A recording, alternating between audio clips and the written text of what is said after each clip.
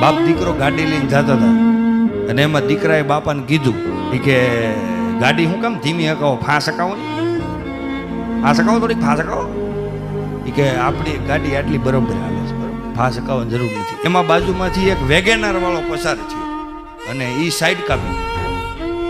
ઓલો છોકરો કે આમ જો પપ્પા આપણી સાઈડ વેગેનાર વાળા કાપી છે, ભગાવો ભગાવો.